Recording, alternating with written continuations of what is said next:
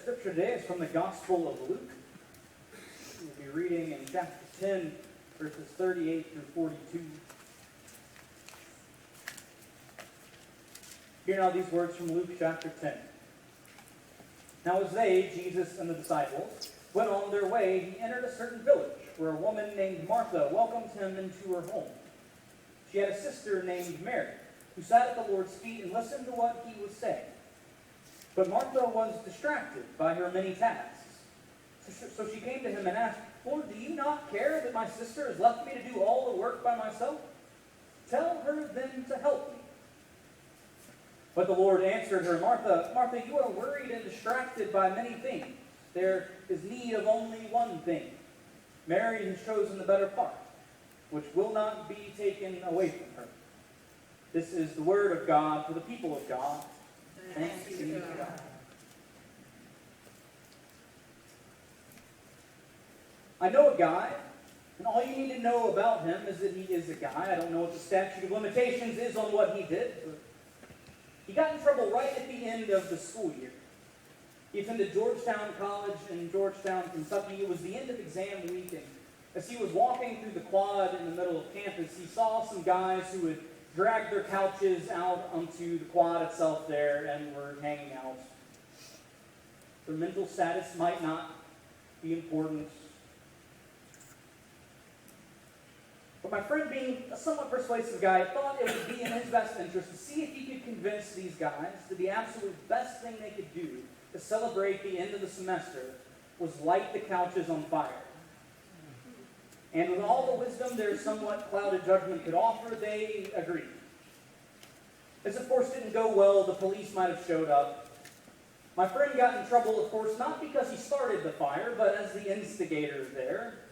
He had to do community service with the college over the summer. He wound up working in the retreat center, the conference center at the school. Now, the conference center over the summer is not the most active place, besides retreat every now and then it comes through. Except for a few years there, the retreat center at Georgetown College was the host of training camp for the Cincinnati Bengals. So to recap, my friend convinces some guys to burn some couches, and as a result, he gets to be the hospitality liaison between the school and an NFL team, rubbing shoulders with celebrities and athletes. Some people are just lucky. But it's an interesting job, isn't it? Hospitality.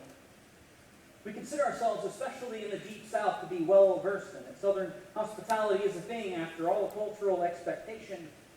And in many ways, it seems like Southern hospitality is what Martha is trying to provide here in this passage. Jesus and the disciples find themselves at her house. She welcomes them in. She starts immediately trying to work to make sure they have everything that they need. It's not clear if Martha knew they were coming or if Jesus just knocked on the door and came inside. For that reason, it's similar to, in the book The Hobbit, if Bilbo Baggins, the main character's house, a company of dwarves shows up and he's not expecting them. They just knock and enter and start eating everything that he has in his kitchen. Bilbo's running around like crazy, trying to get everything taken care of, trying to sort through the chaos. In my mind, this is a similar situation, but perhaps not. Point is, Martha is running around trying to keep up with what is going on, but fortunately, Martha has a sister, Mary. Unfortunately, Mary isn't helping so much as she's sitting at Jesus' feet, with the disciples listening to Jesus, who was giving a pre-dinner seminar. I remember sitting with the men is not something that women did in the first century. This would go against the culture of the day. So besides being frustrated with her sister, I'm sure she's also somewhat embarrassed by her. And every time she walks to the room, she gets increasingly frustrated and angry and upset, seeing her sister leisurely sitting on the floor, and Jesus not doing anything about it. Until finally, Martha reaches her breaking point. "Jesus," she explodes, "do you not care at all that I'm running myself ragged here and my sister is where she's not supposed to be and leaving everything on my shoulders? Clearly she wants to listen to you, so will you tell her to get up and do something?" Jesus looks at her, I'm sure a twinkle in his eye, and says in a gently reproachful way, "Martha, you are worried and you are distracted by so many things around you. truth be told, there's only one thing you should be concerned about. Mary figured that out. It's not going to be taken away from her. I'm sure many of us know this story. We've read it before. We've heard sermons preached on it. But this story on the surface does frustrate me. I think we know Martha's mind all too well. We know what it is to prepare for people, to try and show hospitality. But we also know what it's like to do the work. See those sitting around us who are supposed to help doing nothing. But what's wrong with what Martha's doing anyway? We prize hospitality, not just in the South, but in the church. We consider it an extremely important gift to be able to give to people. I think of the time and effort that our kitchen committee has spent this morning preparing our meal for us. The thought that goes into the decorations, the people that come up and help put together bereavement meals for those who've lost loved ones. We want to make sure all the details are taken care of so that all they have to do is just be and talk and enjoy one another's company. Think of the work that our greeters and our ushers do, along with our deacons and our choir and our musicians, to make sure that people have what they need in order to focus on the worship of God. Hospitality is something that we praise, but it's also something that we deeply appreciate.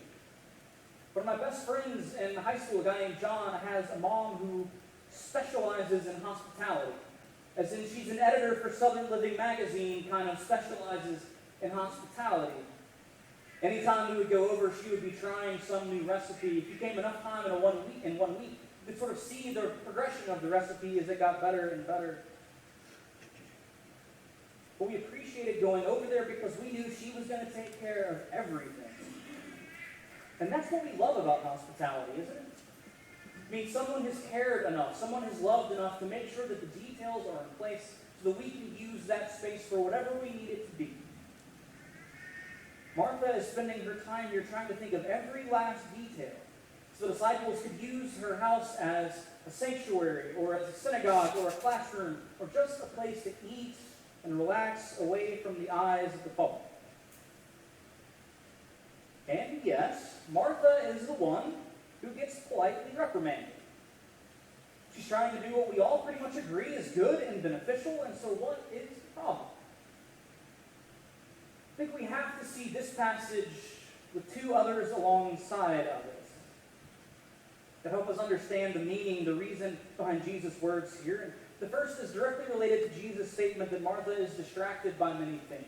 Now, those words are by no means spoken by accident, but they do influence the way we view what Martha is doing. Regardless of how we might interpret her actions, Jesus clearly interprets them in a specific way, which might bring to mind a parable that Jesus tells, among other places in Luke chapter 8. You'll remember Jesus tells a story about a sower who goes out to sow, and he scatters seed, and some falls on the walkway, on the path, where it's crushed into the ground or eaten by birds. Others fall onto the thin soil where it takes root, but the roots are too shallow. It can't get enough nutrients. It's not protected from the heat of the sun. Some fall among the thorns and the weeds where they are quickly overtaken and choked out, but some fall on good soil where they produce 100-fold. A little bit later, when the disciples asked Jesus to explain this parable to them, specifically about the thorns, Jesus says, "As for what fell among thorns, these are the ones who hear. But as they go on their way, they are choked by the cares and riches and pleasures of life, and their fruit does not mature." Now, hospitality might not always be a pleasure, despite what they taught us to say at Chick-fil-A. At least doesn't seem to be the case for Martha here. But Jesus clearly seems to be interpreting her work as a distraction, as a care. So while we understand his concern, it still doesn't really get to the root of the problem of why her work was a distraction. Which is why we consider our second passage, which comes immediately before our story today. So when we looked at a few weeks ago, the parable of the Good Samaritan. You remember how that story starts. The lawyer tries to trick Jesus and says, "Jesus, what must I do to inherit eternal life?" Being a lawyer, Jesus turns it back on him and says, "Well, what do you want? Love the Lord your God with all your heart, soul, mind, and strength, and love your neighbor as yourself." Jesus says, "Yes." Of course, then the man asks, "Well, who is my neighbor?" And so Jesus tells this story of the Good Samaritan. A man who goes out of his way to help others, to help somebody else. A man who loves his neighbor, that is, someone who is in need. We get this beautiful and poignant answer followed by a command to go and do likewise. It turns out that's just part of the picture, because here, immediately following that passage, we see Martha going and doing likewise. And yet, the one who chose better is the one who's sitting there doing not much, it seems. Because they get a complete picture of the spiritual life, of how this summation of the commandments finds expression in the life of the follower of Jesus. We have to look at both stories together. Loving neighbor is self, but also loving God with all your heart, soul, mind, and strength. And just as the Samaritan embodied love of neighbor, Mary is embodying the command to love God. The better part that she is choosing is to sit and learn and to be still in the presence of God. Now, my hope is, as you hear this, there's a question forming in your mind that is the same question that rattled around in my own for a better part of the week. Well, if we're supposed to go and do likewise, but we're also supposed to sit and be still, how in the world are we supposed to know when to do what? It's a fair question, and a question that I think goes beyond just the spiritual life. There are many times and situations, many of them outside what we would consider to be specifically spirituality, where we have to consider when it's appropriate to get involved, when we want to sit back and just wait and watch. A large part of how you answer that question, of course, is dependent on your own personality. We know people who are much more eager to get involved and to go and do. We also know people who would rather sit back and observe, or live and let live, and neither one is wrong. It just depends on your own personality and how you interpret it. But as far as spirituality is concerned, in our spiritual lives, when trying to consider what the difference is between these two stories and why they merit a different response, as best I can tell, it comes down to where you find the presence of God. When the Good Samaritan comes along and sees this man in a ditch, he finds that somebody needs to be the presence of God, the hands and feet of God to him. In fact, those who are typically thought of as the hands and feet of God had passed by. But the Samaritan came up and he found a situation that needed a little spark of the divine. Something he was uniquely gifted to provide, both as someone made in the image of God and someone who has an astounding capacity for mercy and grace. He came along. God's presence felt needed, and so he acted. Mary, on the other hand, it turns out, is sitting in the very presence of God. The opportunity presented itself to learn from Jesus, God made flesh. And so she sits and she learns while Martha is still trying to go and do. I think a lot of times the hardest thing we can do in God's presence is to just sit and be still, to pay attention. And in her desire to be hospitable, Martha found herself wanting to go and do more and more and more. So in many ways, the issue has nothing at all to do with hospitality.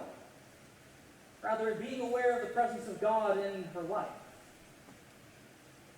Of course, we will continue to wrestle with the balance here. It will always be a challenge, which is why it's also important to remember that God is a God of grace.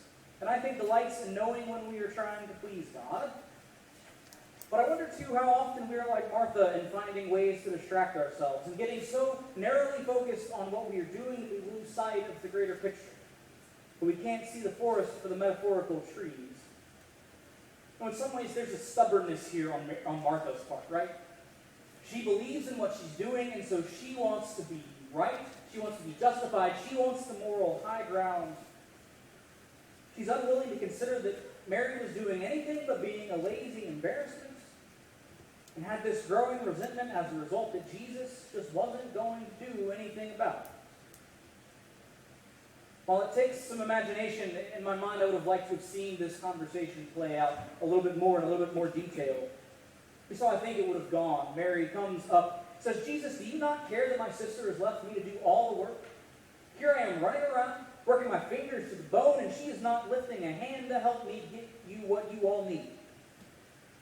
Which is, in my mind, where Jesus responds, "And what is it that you think we need, Martha? Did we ask you for any of this?" Of course, that's reading between the lines. It's not in the text. But when I picture that scene, it reminds me of the movie My Big Fat Greek Wedding. Of course, if you've seen the movie, you know it's the main character is a woman named Tula. Tula's family is not just Greek, they're very Greek. Tula meets and falls in love with Ian, who is a white Anglo-Saxon Protestant in every sense of the word. The movie continually tries to show the differences in how they were raised. But at one point, they go over to Tula's family's house to talk about the wedding. They come in and sit down in the kitchen.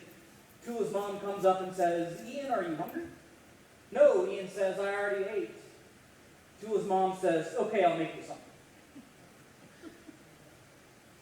She was sure he needed to eat, regardless of what his answer was. And I think Martha was just so distracted by what she thought was needed, what was required of her, that at no point did she have the awareness to look around and see if there was something else she should be doing, or even considering what might actually be needed. But in many ways, she was projecting what she thought other people needed onto them rather than just asking. And I wonder if we do the same. There's a guy named Bill Stanfield. Bill he's the CEO and founder of Metanoia, which is a nonprofit ministry serving the community of North Charleston. A few months ago, he was giving a talk that I was at, and about some of the things they were doing, and somebody had asked a question about, do you have volunteers come down? And Bill said, of course, we frequently get calls for people who want to come and help out and volunteer. He said, but in my first conversation with them, what I always tell them is, just as you're planning this trip, just know we don't actually need you here. You're welcome to come, but you'll kind of be in the way. We're happy to have you, but we don't need you. He says that because we have this tendency to approach things from the perspective of how we're going to fix it. But Metanoia's founding, Bill and his wife Evelyn were very intentional about the way they started this organization. For a year, they made a commitment not to do anything. They simply moved into North Charleston and listened. They talked to people. They asked what the people who lived there, the actual stakeholders in the community, what did they think was wrong?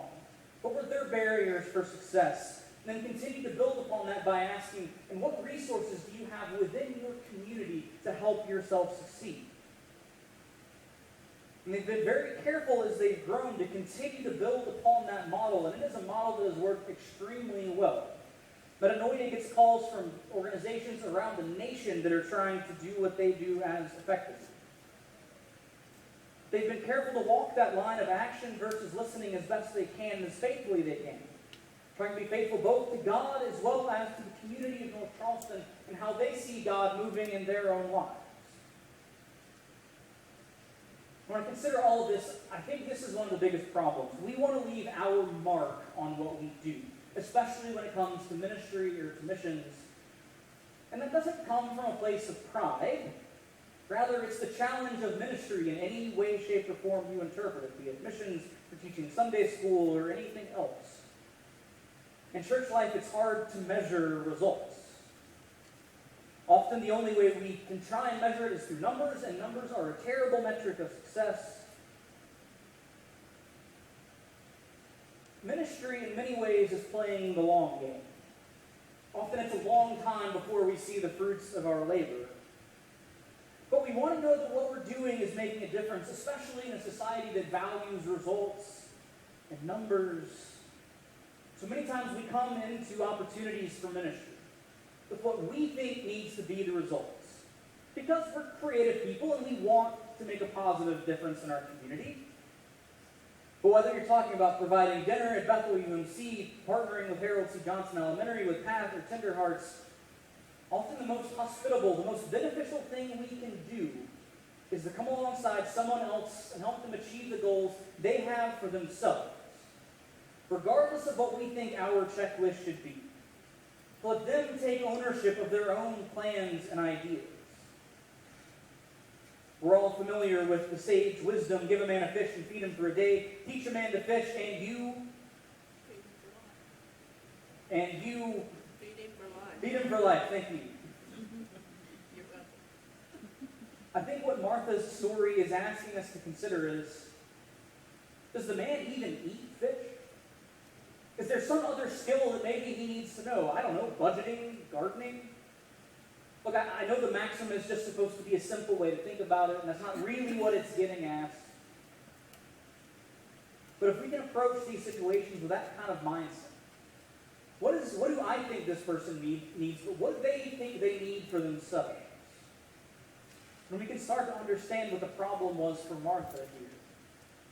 A lot of times when you hear people talk about mission trips they went on and sort of give reports from that, a common refrain is, I thought I was going to do X, Y, or Z, but when I come back and think about it, I gained so much more from them than I possibly could have given. And one, that is an excellent and fantastic learning and recognition. But I think we have that recognition because it speaks to the mindset with which we start trips, which is that we are going to be the answer. That we have the knowledge that they need to make their lives better. That's why Bill says what he does before anybody comes down to serve in his organization. Oftentimes, service and missions and ministry is more about building relationships and supporting work that is already in progress. Because here's the key. We're not coming to be their Savior. They already have one. Maybe that's what I mean when I said earlier that there are times to be the presence of God and times to sit in the presence of God. In reference to the difference between these two stories that we find back to back in Scripture. With the Good Samaritan, the response of God, what is necessary, is crystal clear. And there will be times when ministry is already laid out for us, when all it takes is a desire to get in and help with the work that's already being done. To try and open up the floodgates, to try and be more and more of a conduit of the love of God in a situation or an area. And yet, other times, the path won't always be so clear. We need to sit and listen and learn, find out what is actually needed according to the people in this situation, rather than trying to tell them what it is that they need. How can we help them pursue where they already feel that God is calling them instead of trying to tell them what God is calling them to? Because the reality is when we find those places of cooperation, we come alongside and provide people what they actually need, isn't that the purest form of hospitality? If you've ever been with us to serve soup over at Bethel UMC at the Men's Warming Center there, you know that while the soup is very much appreciated, one of the most beneficial things that happens during those nights, volunteers that they actually try and recruit are people just to come and sit and have a conversation with the men who were there. It treats them with dignity. It finds out what it is that they want or think they need in life. And truth be told, conversations require precious little of us but the willingness to sit down and listen. Yet in that listening, we find ourselves in the place of Mary, learning, being swept into the divine, not because of how much we are doing, but because we are willing to quiet ourselves in the presence of God. Now, we are not perfect. There will certainly be times when we act boldly, perhaps on reflection, figure out it was the wrong thing to do. But that's okay. There again, I believe God is honored by our intentions, and for everything else there is grace. There will be times when we need to be the presence of God and people of action within our world. To step into a gap no one else is filling and be the hand of grace, mercy, or love that is needed. But do not make the mistake of thinking if you are not actively doing something, if you're not physically working, you cannot be the presence of God. Because there are also times when we are called to sit quietly in God's presence and just be. Be a listening ear. Be a calm reassurance that someone is not alone. Be quiet and listen to the voice of God to offer direction or comfort. Don't be afraid to get your hands dirty. Let's also make sure we are following the leadership of God instead of trying to drag God along for the ride. There is, of course, a tension between these two stories, a hard balance to strike. So in closing this morning, I would offer us the grace and comfort that I find in the prayer of Thomas Merton, which I think captures well the balance that we try and find when often the road ahead is not clear. For our closing prayer this morning, hear these words from Thomas Merton. My Lord God, I have no idea where I am going. I do not see the road ahead of me. I cannot know for certain where it will end, nor do I really know myself. And the fact that I think I am knowing your will does not mean that I am actually doing so. But I believe that the desire to please you does, in fact, please you. And I hope I have that desire in all that I am doing. I hope that I will never do anything apart from that desire. And I know that if I do this, you will lead me by the right road, though I may know nothing about it.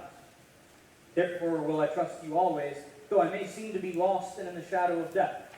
I will not fear, for you are ever with me, and you will never leave me to face my perils alone. Amen. As we come now to our time of response, if God is moving in your heart in some way, this morning then you are invited to respond. As we stand and sing together our hymn of dedication number 224, There Is a Foundation.